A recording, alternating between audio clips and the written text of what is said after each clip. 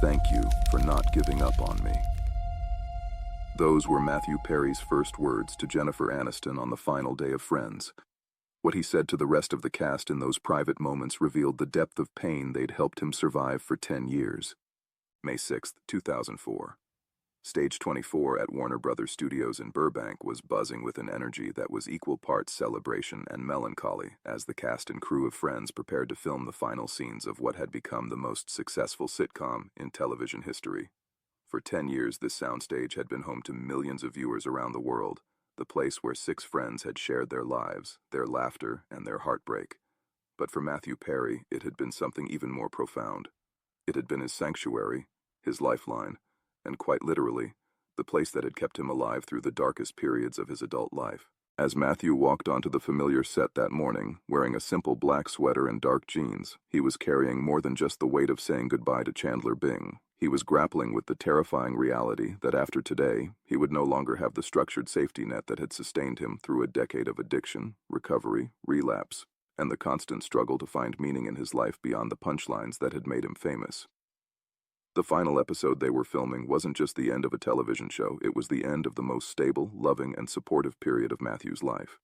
His relationship with his 5 co-stars had evolved far beyond professional collaboration into something that resembled a chosen family, a group of people who had seen him at his absolute worst and had never given up on him, never stopped caring, never stopped fighting for his well-being, even when he had given up on himself. Throughout the morning, as they ran through final rehearsals and blocked the last scenes, Matthew found himself studying each of his co-stars with an intensity that went beyond typical preparation.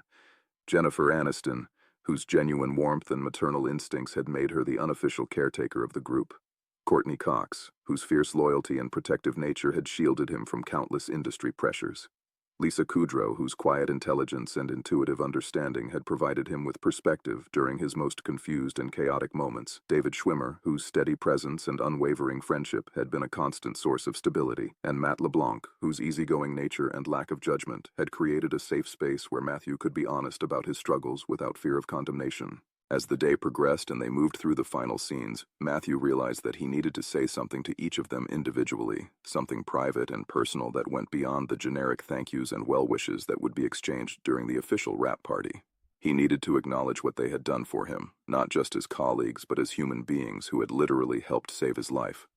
When they broke for lunch, Matthew approached Jennifer first. He found her in her dressing room, removing her makeup and preparing to change out of Rachel's final outfit.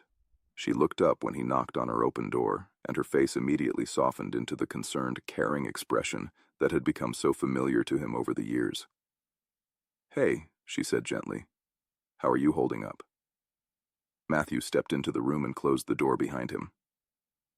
"Jen, I need to say something to you, and I need you to let me get through it without interrupting, okay?" Jennifer nodded, giving him her full attention in the way that had always made him feel heard and valued. "Thank you for not giving up on me," Matthew began, his voice already thick with emotion. "I know there were times, a lot of times, when it would have been easier for you to just distance yourself from my chaos. When I was using, when I was unpredictable, when I was making everyone's job harder because I couldn't get my shit together, but you never did. You never stopped checking on me, never stopped asking how I was really doing, never stopped believing that I was worth saving even when I didn't believe it myself." Jennifer's eyes filled with tears, but she remained silent, honoring his request to let him finish. "You found me passed out in my dressing room twice, and both times you could have called an ambulance, could have made it official, could have let the studio deal with it. Instead, you sat with me until I woke up, made sure I was okay, and helped me figure out how to get help without destroying my career. You saved my life, Jen, literally, and I don't think I ever properly thanked you for that." Matthew paused, wiping away tears that had begun flowing freely. "I'm terrified about what happens next, about who I'm going to be without all of you, without this place, without Chandler to hide behind. But whatever happens, I want you to know that the love you showed me, the patience, the kindness, the refusal to give up, that changed something fundamental in how I see myself. You helped me believe that I might be worth fighting for." Jennifer stood up and wrapped Matthew in a fierce hug, both of them crying openly. "You are so much more than worth fighting for," she whispered. "You're going to be okay. We're all going to be okay. This isn't ending. It's just changing." Next, Matthew found Courtney in the craft services area, picking at a salad while reading through fan mail that had been delivered to the set. She looked up as he approached, her sharp eyes immediately picking up on his emotional state. "Court, can we talk for a minute?"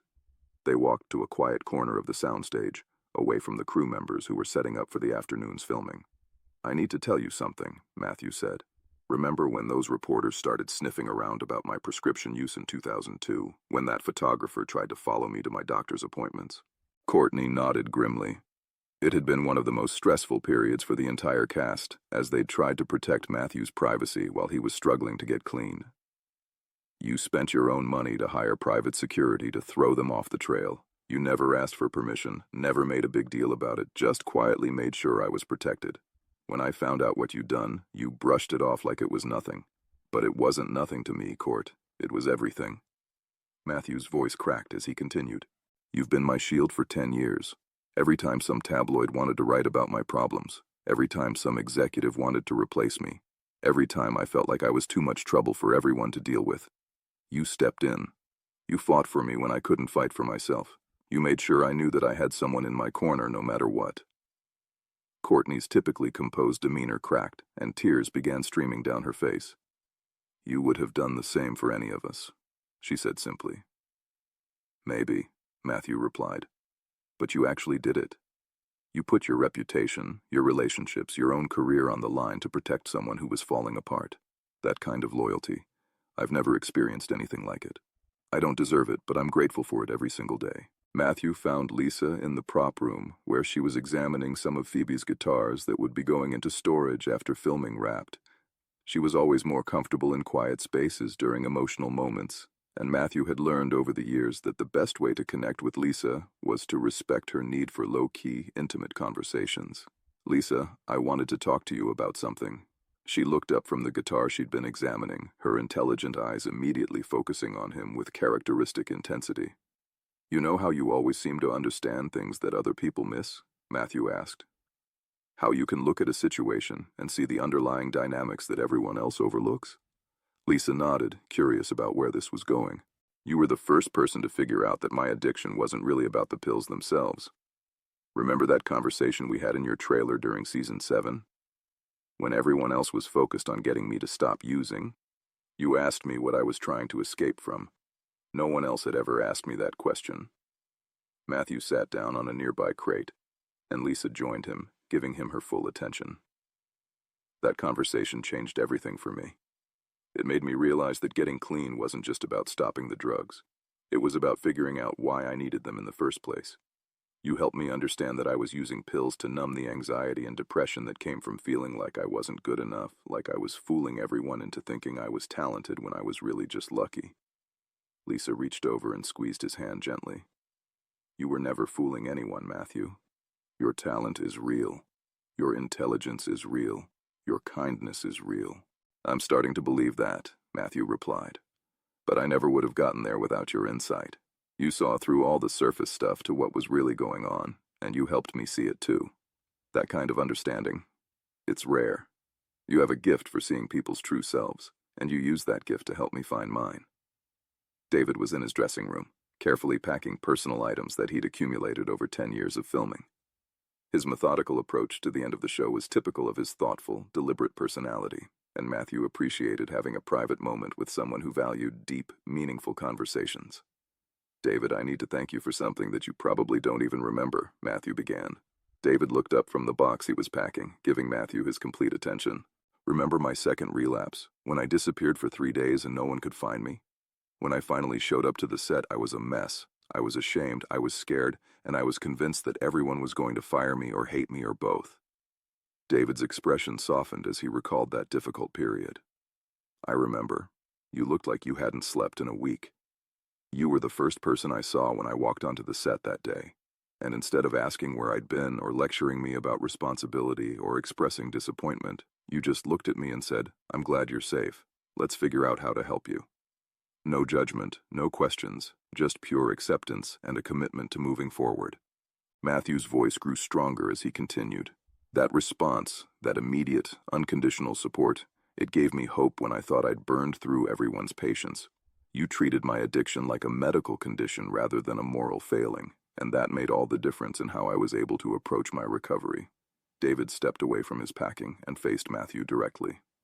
You're my friend. Friends don't abandon each other when things get difficult. But they could, Matthew replied. It would have been understandable. It would have been easier. But you never did, and neither did anyone else in this group. That consistency, that reliability. It taught me what real friendship looks like. It taught me what I should expect from the people in my life and what I should try to give back. Finally, Matthew found Matt LeBlanc on the central perk set, sitting on the iconic orange couch and staring around at the coffee house that had been their second home for a decade. Matt looked up as Matthew approached, his usually cheerful expression tinged with the melancholy that had been affecting everyone as the reality of the show's end set in. Mind if I sit? Matthew asked, gesturing to the couch. Of course not. This thing's big enough for all six of us, remember? They sat in comfortable silence for a moment, both absorbing the significance of being on this set for the last time. Matt, I want to talk to you about something that might sound weird, Matthew finally said. Go for it. I'm used to weird from you by now, Matt replied with a gentle smile. You never treated me like I was fragile, even when everyone else was walking on eggshells around me, worried about triggering a relapse or saying the wrong thing. You just treated me like Matt, like your friend who happened to be going through some shit, but who was still the same person you'd always known. Matt LeBlanc considered this thoughtfully. Because you were. You were going through something really hard, but you were still you. I didn't see why that should change how we interacted. But it did change things with other people, Matthew explained. Some people started treating me like I was broken or dangerous or unreliable. They meant well, but it made me feel even more isolated and different. You were the only person who could still joke around with me, who could call me out when I was being an asshole, who could treat me like a normal human being instead of a recovery case study. Matthew turned to face his longtime friend more directly. That normalcy was crucial for my mental health. It reminded me that addiction doesn't erase your personality or your relationships. It reminded me that I was still the same person underneath all the problems, and that person was worth preserving and fighting for. Matt LeBlanc's eyes grew misty as he absorbed the weight of what Matthew was telling him. I just didn't want to lose my friend. I figured the best way to help you get better was to remind you of who you were before things got complicated. That's exactly what I needed, Matthew replied. Everyone else was focused on helping me become someone new, someone clean, someone different. But you were focused on helping me remember who I'd always been. That made all the difference. As the afternoon wore on and they prepared to film the final scenes of Friends, Matthew felt a sense of completion that he hadn't expected. The conversations with his co-stars had given him a way to articulate the gratitude and love that had been building inside him for years. They had also helped him realize that while the show was ending, the relationships and the personal growth that had occurred because of those relationships would continue. The actual filming of the final scenes was emotional but professional. Everyone knew how significant the moment was, and they approached it with the gravity and care it deserved. When the last line was delivered, and the director called cut for the final time, there was a moment of profound silence before the entire soundstage erupted in applause and tears. Matthew stood with his 5 co-stars in the center of the set, surrounded by crew members who had become like family over the years. As he looked around at the faces of people who had supported him, believed in him, and loved him through the most difficult period of his life, he realized that Friends hadn't just been a job or even a career-defining experience. It had been his education in what genuine human connection looked like. The wrap party that night was bittersweet, filled with laughter and tears in equal measure. But for Matthew, the most meaningful part of the day had been those private conversations. The opportunity to express his gratitude for the specific ways that each of his co-stars had contributed to his survival and growth. Years later, when Matthew spoke about the end of Friends in interviews, he would always emphasize that the show's greatest legacy wasn't its cultural impact or its commercial success, but the demonstration of how people could love and support each other through the most challenging circumstances. Those 5 people taught me what unconditional love looks like, he would say. They showed me that you don't give up on people you care about, even when they're giving up on themselves. That lesson saved my life, and it changed how I approach every relationship I have. The words Matthew whispered to his Friends co-stars on that final day weren't just expressions of gratitude. They were commitments to carry forward the love and acceptance he had received, to extend the same grace to others that had been extended to him. In acknowledging how they had saved him, he was also promising to use that salvation to help save others. That's the real legacy of Matthew Perry's final day on the Friends set. Not just the end of an iconic television show, but the beginning of a deeper understanding of what it means to be truly seen, truly supported, and truly loved by the people who matter most.